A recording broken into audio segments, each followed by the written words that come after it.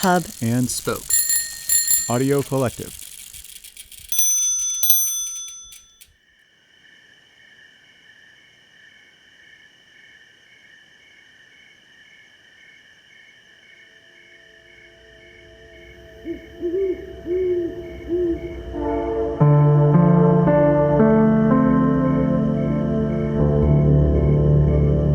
You are listening to Nocturne. I'm Vanessa Lowe.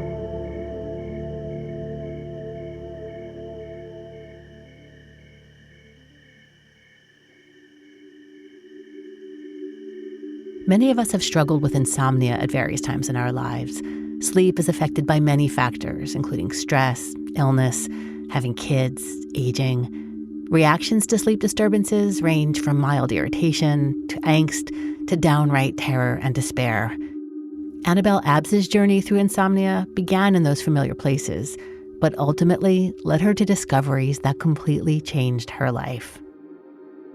My name is Annabel Abbs. Sometimes I'm known as Annabel Abbs Streets. And I am a writer living mostly in London, but sometimes in the countryside on the edge of a dark sky reserve. I have 4 children, and I write books, fiction and non-fiction, and journalism, and I'm a very keen walker. So back in December 2020, you may remember it was the end of the first year of the pandemic.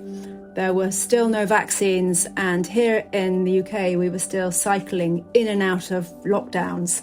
During this time, I suffered a series of bereavements, none of which were actually the result of COVID. So first of all, my beloved stepfather died. He died in a home. None of us had been able to go near him for weeks. We hadn't been able to say goodbye.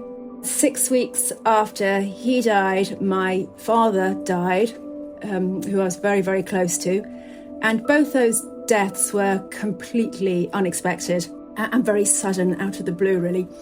Then I got a puppy for my 4 children. I thought, okay, that we can all start to heal over this little puppy. And without realising it, we had bought our puppy from a puppy mill. And within 4 days of getting this little puppy home, she was dangerously, dangerously ill. And she then died in isolation at a veterinary hospital just after Christmas Day, and we weren't able to say goodbye to her. So at this stage, we were just reeling from this series of deaths. And then there was another death 2 weeks after the puppy. And in many ways, this was the worst death of all, really. My 17-year-old daughter, her friend, he took his own life. Annabel and her family had been living in the strange world of COVID with the fear and uncertainty that many were experiencing. Days were full of all the tasks of daily life and the new addition of homeschooling. At night, she'd already begun to have a lot of trouble sleeping. But these 4 deaths were so utterly devastating that I stopped sleeping altogether. And I had always been frightened of the dark, and I had always been made very anxious by insomnia that I'd had off and on since the birth of my first child. And I'd just sort of spent a lot of time just awake at night trying to get back to sleep and feeling quite angry and anxious about being awake. But suddenly the night completely changed, and I started to fall in love with the darkness and the silence and the stillness. And I felt as though there was a reason that I was not sleeping. I wasn't sleeping because I had so many things that needed processing. And I started to see night as a place where we could heal, where we could ask difficult questions, where we could search for answers in a way that wasn't possible during the day. So at night, I couldn't sleep, but I started to find a sort of peace and respite. And over a period of a few weeks, the night became a place of sanctuary for me.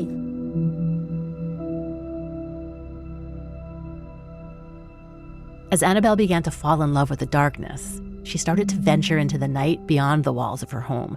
She began right outside her bedroom window. I started sleeping out on this little tiny sliver of tin roof that was just outside my bedroom. And I didn't mean to sleep out, but one night I thought, I'm just going to lie out under the stars, and this was about 8 o'clock in the evening, so it wasn't late, but it was dark. I thought, I'm just going to lie under the stars, and then I'll get into my bed and see if I can get any sleep. And I'd been lying under the stars, which I'd never done in my life before, and just feeling incredibly calm. I don't think I've ever felt quite as calm as I did. And I was just looking at the stars, and for the first time in months, I fell asleep. And I just fell asleep for hours. And I sort of woke up, and it must have been about 3 a.m. And I thought, oh, I'm outside. And I thought, well, I'm going to be awake for hours now because I'm outside. And I just looked up at the stars again and just sort of drifted back off. And it was the first time I'd had really such a full night of sleep for months and months. And I started to think, this is really strange. I'm outside, it's cold, it's damp, but I've slept like a log. And of course, later I dug into the science of that, and there's a lot of evidence that, when we look up, all sorts of things change in our brain. Research shows that when we look above the horizon, areas of the brain are activated that are usually engaged during meditation, religious experiences, creativity, and dreaming. But just looking at the night sky seems to be a very, very relaxing and calming activity. And at the same time, there was a sort of predictability to it. And I loved the fact that, thinking these stars, they've been there forever. They're going to be there forever. Perhaps all the people I've lost, perhaps they're all up there somewhere. And there was a sense of possibility in the night sky that I didn't find during the day. So after that, I started to sleep out most nights when it wasn't raining. Sleeping outside led to walking outside at night, despite her intrinsic primal fear of doing so. So here in the UK, very few women will go for a walk in the middle of the night. But when you've been awake night after night, month after month, you do start to get a bit bored. So partly it's like, oh, I need something else to do, because that's quite a long period of time when everyone else is asleep and you can't do anything that makes a noise. You can't go and unstack the dishwasher. I mean, you start to think, well, maybe I should go outside.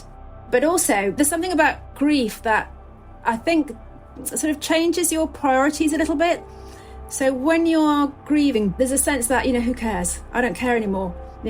I've been so battered by this bereavement that it can't get any worse, so I'm just going to go out there. Annabel began by walking in her garden. And it was definitely baby steps. She started bit by bit to expand her nighttime walking, like going on guided night walks, instead of tossing and turning at home in bed. And the more I walked, the more I absolutely loved it. Annabel's extreme insomnia and subsequent discovery of the healing quality of the night occurred at an interesting moment. About this time, I'd already actually started working on a book about women who were awake at night and who used their nights to do things that were largely creative.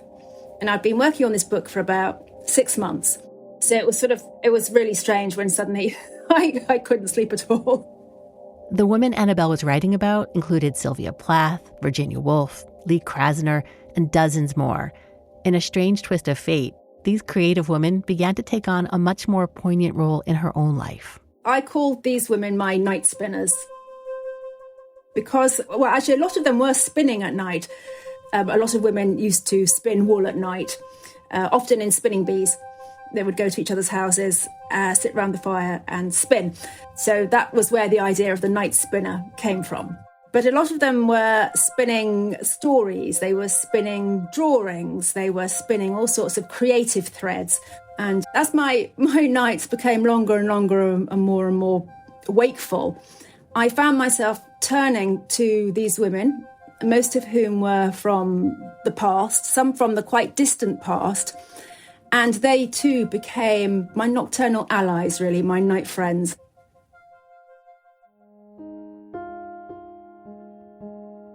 Annabel's night friends helped her learn how to inhabit the night in many ways.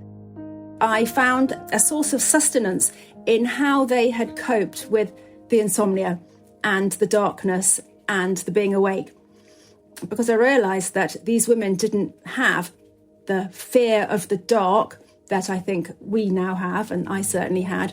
Was really helped by reading. I'll give you the example of Dorothy Wordsworth, who was William Wordsworth's sister. If you read through her journals, she is always going out for a walk in the night, and she talks about the darkness, and she talks about the raindrops in moonlight, and she makes it sound so beautiful and so peaceful and so still. So I had her in the back of my voice. She was always sort of urging me on. On a more basic level, the night spinners gave Annabel permission to simply be awake. They didn't have the sleep anxiety and the sense that it's not okay to be awake, that we have to be asleep. The sense that it was not okay to be awake, that it might in fact be very dangerous to not get the recommended 8 hours of sleep, was in the cultural zeitgeist around the time Annabel was struggling, due to one particular best-selling book. But the night spinners were proof that this didn't have to be true. For them, night was often a wonderful opportunity for them to take some time for themselves, whether that was to do something creative or to catch up on work they hadn't managed to do during the day, or whether it was just a time of caring. And in fact, prior to about 300 years ago, when there were no hospitals at all, the role of caring for all of the sick fell to women in the towns, the villages and the cities. So by this stage, I was reading through, hundreds and hundreds of journals and diaries and letters, often unpublished. And in these letters and diaries, women were often talking about their nights, which were certainly nothing like the 8 hours of, uninterrupted sleep that we are all urged to have. So for these women, it was perfectly normal to be awake, often all night, and certainly sort of throughout the night. Annabel's night spinners transformed her relationship to her insomnia. They gave me a sense of comfort in my own sleeplessness, a sense of reassurance that I wasn't going to die imminently. So a lot of the headlines these days are, if you don't get the right amount of sleep at the right time, you will become obese, you will get type 2 diabetes, you will up your risk of dementia, and you will die prematurely. I realised that this actually wasn't the case. So that gave me the confidence to, put away what I call my chest of sleep aids. I'd always had this little box of things that I took to help me sleep on bad nights. And now I decided that my sleeplessness was so bad, I had two options really, which was either to take medication, sleeping pills, or to embrace the journey. And having this very clear sense that women going back for hundreds of years had embraced the journey of sleeplessness themselves and of being really at ease in the night and finding something in the night that was uniquely theirs. That meant that I stopped panicking about the fact that I couldn't sleep. And as soon as you relax, I think, and sort of go with the night, you are released from your daytime way of thinking, and you're much, much calmer than if you're lying there tossing and turning, thinking, oh, I'm not going to be able to function properly tomorrow. Oh, if I don't sleep, this is going to be the end of my life. Many of these women lived well into their 90s. So I was able to take comfort from that, really. It turns out that women are more likely to be awake at night for a number of reasons.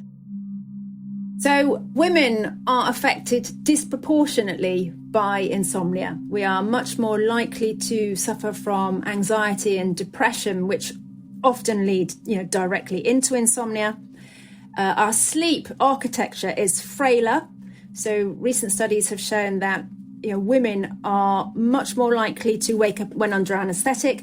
We come round much more quickly from an anaesthetic. We have many more of these micro arousals at night when we're sleeping. So our sleep is, I would say, sort of more frail and perhaps flimsier than the way in which men sleep. And some people now think this is because of testosterone, that men sleep more deeply. And of course, we have less of that. So there seems to be a biological reason for women sleeping not as well. But also women, of course, go through these quite dramatic hormonal changes, all of which affect our sleep. And then, of course, those of us that have had children know that, your sleep is interrupted often night after night after night for year after year after year. Then, of course, there's the menopause, and that's when we start to see our estradiol slipping away, and estradiol also has been linked to sleep. So In general, women find it more difficult to get to sleep and to stay asleep and to get a full night of sleep. So it made sense that women were more likely to be awake at night. Also, of course, women historically have always had much busier days in terms of all the housework and the caring. So often night was the only time they could get for themselves. And of course, the other thing is that women typically weren't really allowed to do a lot of the creative things, the painting and the writing and even the studying. Those things were, they were a male prerogative. So many of the accounts I found were of women doing things secretly in the dark at night. A lot of these were female scientists, and there's one case, a woman called Mary Somerville. She was very young. She's one of our earliest British great scientists. And as soon as her parents discovered that she was using candles at night to study mathematics, they just locked up all the candles. So it was always challenging for women to do these things. And night, really, the secrecy of night provided them with the perfect opportunity to do something for themselves. While gender differences in sleep patterns are interesting, what I find to be even more compelling is what Annabel discovered next. When I was awake night after night and thinking about these women and starting to do some of the things that they had done, I noticed that my way of thinking was quite different. I felt different, my emotions were different. I started to get this idea that I was a different sort of person at night. And I called this my night self, because she was really quite different. And initially I thought, well, this is just me. Maybe it's me and these other night spinners. Maybe we're just a little bit unsettled by the darkness. Maybe we're just tired. But in 2022, when I was sort of in the middle of this book and desperately hoping for some evidence that other people were also a little bit weird at night, this report dropped onto my desk, and it was called The Mind After Midnight. And it was the very first study of the awake at night brain. So prior to this report, there had been many, many studies and investigations into the sleeping brain. And there have also been many, many studies of sleep deprivation. So we know quite a lot now about dreaming and how the brain shifts through these cycles of sleep. But no one until this point had looked at, what is happening to the brain when it's awake in the middle of the night, when it should possibly be asleep. So this study, The Mind After Midnight, looked specifically at people with depression and anxiety. And it found that at night, we behave in a way, I think, that's best described as slightly more reckless. So this study looked at reformed smokers and found that they were more likely to start smoking if they were awake in the middle of the night. People on diets were more likely to go to the fridge and eat a large slice of chocolate cake in the middle of the night. Reformed alcoholics were more likely to have a drink. People who were awake were more likely to take their own life or to self-harm. So there seemed to be a recklessness and a risk-taking associated with being awake in the night. Annabel reached out to the lead researcher of the Mind After Midnight study, and they began an email correspondence about how the brain changes at night. And one of the main things that happens is that a part of the brain called the prefrontal cortex, which sits just behind our forehead. It's the bit of the brain that is the most responsible for thinking in an orderly way. It's very good at evaluating and judging and weighing up risk versus reward. It's the part of the brain that our whole civilization is built on, really. It's very rational, it's very methodical. And this bit of the brain, which is making thousands of tiny decisions all day long, becomes tired during the evening. As darkness falls, it starts to go into partial hibernation. So the part of your brain that you might think of as that which powers your daytime self sort of pulls back at night. What's more, gender differences are at play here, just like with insomnia. Now, in women, the prefrontal cortex is larger and it's more active. So for a woman, having a prefrontal cortex that is shut down is very, very freeing, because we're very good at self-inhibiting, being judgmental of ourselves. And so if that part of the brain that does all of the clever sort of analytical stuff, but also the judging of ourselves, if that part of the brain goes to sleep, what happens? And I wondered if this was why so many of these women produced such very, very different work during the night. And also, a lot of the women would talk about how incredibly different their work was. If you look at a painter like Joan Mitchell, she started to paint at night. And after the first few nights of painting, she got up and she looked at these paintings one day and she said, where the hell have they come from? Virginia Woolf, who's a very well-known British modernist writer, she wrote a novel called Orlando. On Orlando, she made up as she lay in bed. I think she wrote it during the day, but the ideas came to her during the night, and she just lay there, and the narrative just sort of unfolded. And when the book came out, rather to everyone's surprise, it was very different from anything else she had written. Of course, proving gender differences in a concept like the night self is a pretty subjective endeavor. Annabel is convinced, though, not only by studying her night spinners, but by hearing contemporary accounts. Since the book was published, I've gone on the road and done lots and lots of talks, and men are always a little bit bemused and baffled by this idea of a night self, whereas women are all, oh my gosh, yes, I have one too. And time and time again, I came across these words that women would put in their writings about these extraordinary experiences that they'd had at night. And this sense that so many of these women were producing things that they couldn't really understand. Where had this ability to put words together in such a fresh and original way? How had that happened? So this I found fascinating. And I decided that this was definitely the prefrontal cortex sort of shutting down and giving women a sense of freedom and liberation. But also that changing of the brain at night, the rewiring for nocturne, was in itself a fascinating subject. Men very rarely talked about that. So men have also always worked at night. So writers like Kafka and Proust always wrote at night, but they never really commented on how different it was. And they didn't seem to write things that were different at night. Whereas what the women wrote, you could clearly see. If you look at Sylvia Plath's poetry, the poems she wrote at night, they're completely different to the poems that she had written earlier during the day. So this sense that a nocturnally rewired brain might be operating really struck me.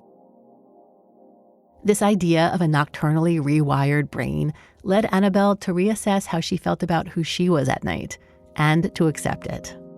When you understand the biology of your night self and you know that your brain is wired differently, that your brain changes over the course of the night, that your brain changes literally when darkness falls, and this is a circadian, partially evolutionary response, then I think it's much easier to accept your night self.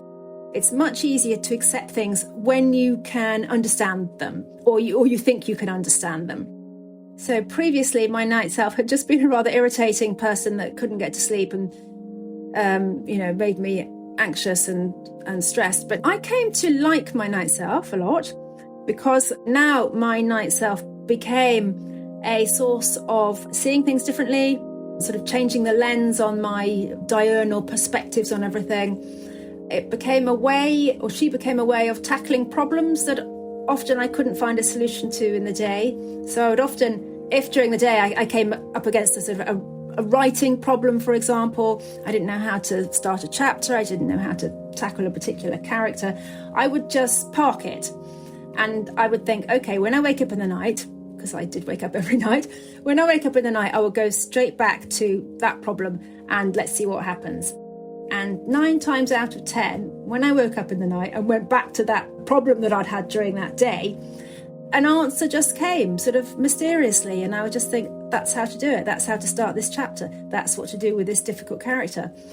And I really liked the way in which my brain was finding solutions at night that it didn't seem able to find during the day.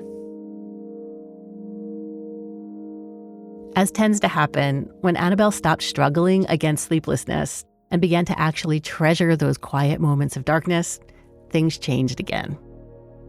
As soon as I had really started to have all these sort of very regular encounters with my night self, and I started to think, oh, this is great. I really love the night. I love my night self. This is a whole new way of being. Of course, my sleep returned. I guess that's partly because all the sleep anxiety and the worry about having insomnia, that had just gone out of the window. Instead, I'd found something really lovely that I wanted to hang on to. And suddenly, then I was just sleeping. I was just sleeping through the night, which sort of, which made me laugh. And of course, it's good to sleep. Obviously, sleep's really important. So I would never set my alarm for the middle of the night so that I could spend time with my night self. But it does mean that now when I wake up, I don't fret. And if I don't go back to sleep in the 10 or 15 minutes, I get up, or, I go for a walk, or I sit and do some writing, or I do some drawing. And that also feels, just feels wonderful. Along with the easing of Annabel's insomnia, the grief that had sparked it was also softening. And I think it's probably important to say that perhaps the really big piece of this was coming to terms with all of the loss and being able to process the grief. So the night, it was really a healing place for me, and it enabled me to just make sense of things that actually didn't make any sense during the day, but suddenly at night they did.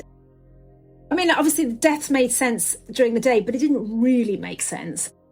It made much more sense at night because I felt as though these weren't losses. During the day, of course, I think, people have died and that's it. You just have to accept it. But at the night, my night self would say, well, they're not here during the day, but actually at night, they probably are here. So that less empirical part of the brain, because that worked at night, I was able to, I think, accommodate a more mystical way of thinking that I probably wouldn't have allowed myself during the day. The sort of the empirical day brain is, well, don't be so ridiculous, But when people have died, they've died. But the night brain is much more forgiving, much more receptive, much more open to ideas that the day brain doesn't really like to engage with. And so that process of coming to terms with really difficult emotions was triggered really by spending so much time in the darkness. And for that, I'll always be incredibly grateful. While the return of sleep has greatly reduced Annabel's nocturnal wanderings, her relationship to the night has been forever altered. I do actually do lots and lots of night things now. So my summer is filled with, night walks to hear nightingales, night kayaking. So anything to do with the night, glowworm walks I'm organising. So it's introduced me to a whole new world and a whole new, I guess, series of adventures, really, that I would never have thought of doing before. So it has also given me access to many more interesting things, just because I've now decided that I love everything that happens in the dark. Annabel's book, Sleepless, Unleashing the Subversive Power of the Night Self, came out in 2024. In it, she writes about the unexpected gift of her night self and shares how we can all experience and cultivate our own unique and mysterious night selves. We all have night selves, and as I write, yours is not mine. All our night selves are going to be slightly different according to who we are and how we're wired and how we think and how we believe. And so there are all of those things that will come into play. But I think that for anyone wanting to discover their night self, the first thing is you have to spend time in darkness. And for me, that meant, not only turning off all the lights, but taping over all the little Wi-Fi, our house is now full of little blue winking lights and, smoke detector lights. And so there are lights everywhere. So I taped over them all to get complete darkness, because that was also a very modern light.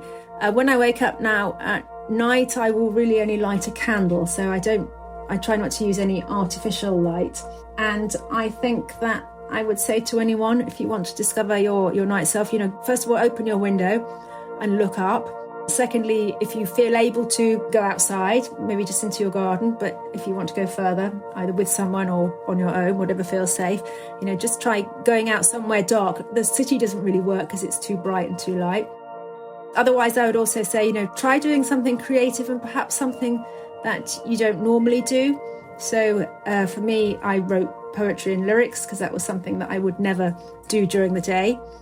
But you could try drawing, or you could try painting or embroidery, or just something that you perhaps normally wouldn't give yourself permission to do during the day because it would be unproductive, or you don't think you're very good at it. And I think you'll find that at night you're much less judgmental about what it is that you've produced, and you will probably be surprised at what you make. My night self is simultaneously more grounded and more vulnerable, receptive but unfocused. Upon reflection, I realized that I rarely do my creative work at night, so I don't actually know how it would be affected. My night self likes to lounge and meander. In fact, seems to resist work in a way that's very distinct from my daytime self. It got me wondering if I could entice my nighttime brain to create with different incentives. Reassure her that nothing is expected.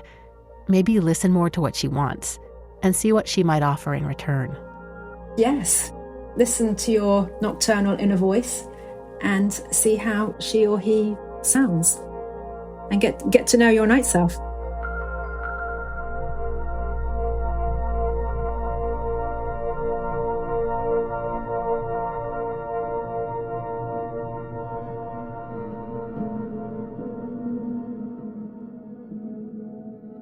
You've been listening to Nocturne. I'm Vanessa Lowe. Nocturne is produced by me and was created by myself and Kent Sparling, who also composed the theme music. You can find out more information about Nocturne at our website, nocturnepodcast.org.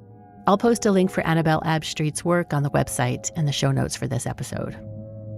Thank you to everyone who supports Nocturne on Patreon and PayPal. I am so grateful. Big thank you to Tim Peters for supporting us at the Happy Possum level, which is our highest level of support. Find out how you can help keep us going at nocturnepodcast.org/support. Nocturne is a proud member of Hub and Spoke Audio Collective. Find out more about all the fantastic shows in Hub and Spoke at hubspokeaudio.org. Till next time, thanks for listening, and be well.